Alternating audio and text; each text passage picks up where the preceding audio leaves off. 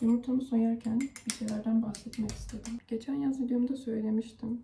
Böyle hani verimli geçirmeye çalışacağım diye vaktimi. Ama Eylül ayında o kadar çok şey yaşadım ki yani. Eylül ayında mental olarak verimli geçirmeye vaktime hazır değildim. İstanbul'a gelince biraz yatmalı, dizi izlemeli bir süreçten geçtim. Bu yüzden de böyle hayatım boş olduğu için video çekmedim. Ve şu anda da şöyle arkadaşlar, yani benim üniversite bittiği için ve kanalım sadece üniversite vloglarından oluştuğu için ne çekeceğimi bilemedim bir süre. Yani kendi hayatımı çekmek, insanlar niye benim hayatımı izlesin ikilemi var ya. Hani şimdi üniversitede gene bir şey yapıyordum, proje olsun. Hani hedef kitlesi daha çok bilgisayar mühendisliği ve mezuna kalmış işte sınava hazırlanan öğrencilerde. Şu an kendi halimde çalışıyorum yani. İş başvurusu yapmadım. Açıkçası iş başvurusu hani web alanında yapabilirim, frontend özellikle. Ama web alanında sıkıcı geldi stajda bana. Hani şu an mülakatlara çalışmaya başlasam web'deki büyük ihtimalle hani üst üste gide gide alışırım. Ama işe başlamak istemiyorum. Yani bir noktada çalışacağım. Ona çalışmaya okeyim de. Okul biter bitmez herhalde çalışmaya başlamak istemedim.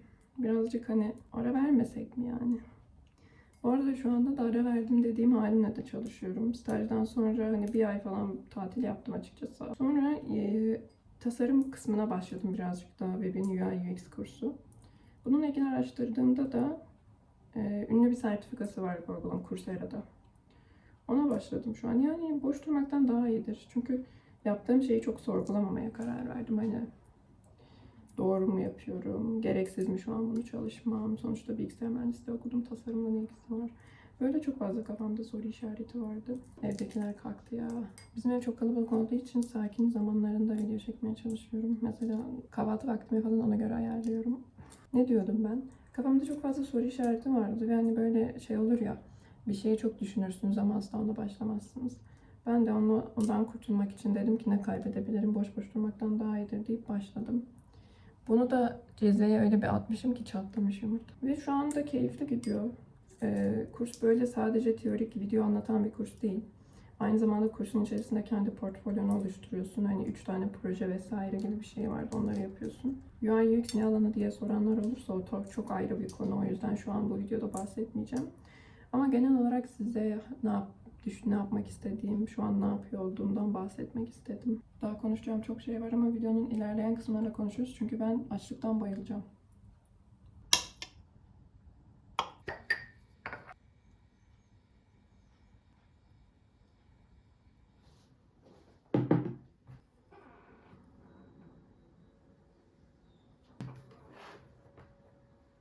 So, what's creating wireframes? First, decide if the right elements are included. Out of order or disorganized, really. So fewer revisions.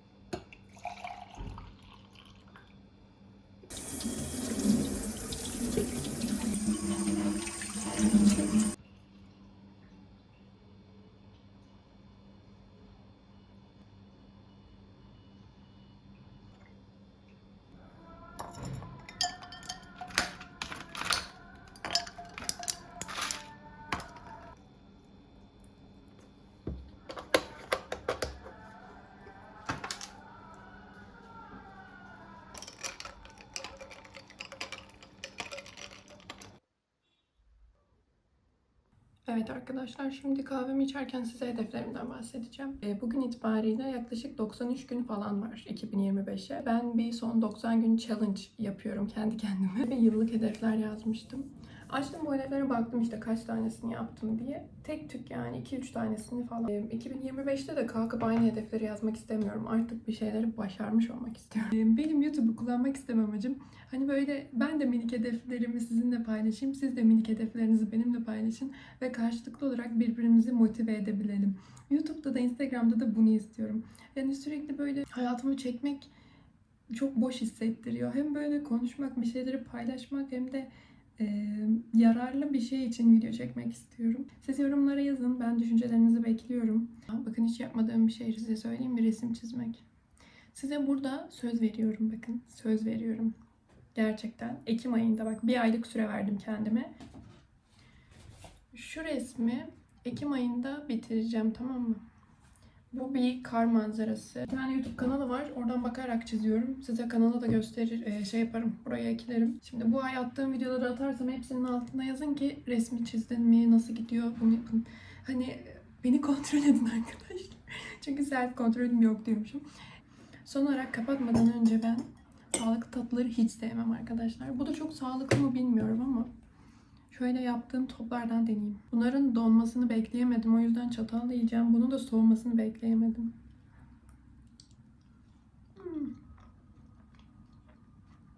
Çok güzel olmuş. Gerçekten kokoslar gibi. Bir de size Instagram hesabımdan bahsetmek istiyorum bilmeyenler için. Bu hesabı yeni açtım ve şimdi aktifleşmeye başladım denilebilir. Ama genelde İngilizce paylaşımlar yapmayı düşünüyorum. Daha globale ulaşabilmek açısından. Tabii arada Türkçe de yazarım yani, o kadar da değil. Bunda daha aktif olacağım, emin olabilirsiniz.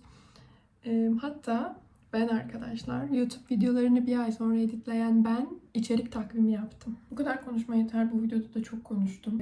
Bana işte neyi beğenip neyi beğenmediğinizi yorumlarda yazarsanız sevinirim. Kendinize iyi bakın. Öğle akşam tekrar görüşürüz belki. Hadi bay bay.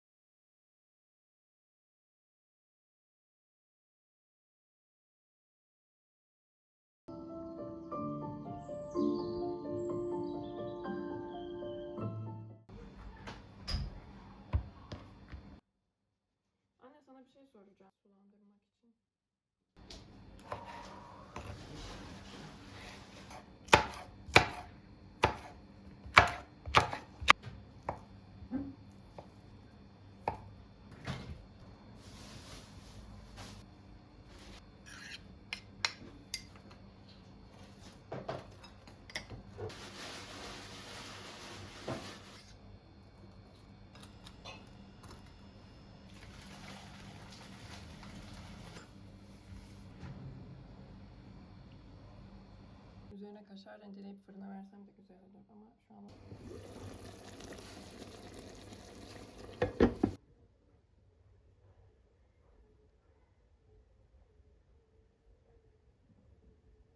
Ay analar böyle bir kral doğurdu mu acaba dostlar? Adam tahtıyla geziyor.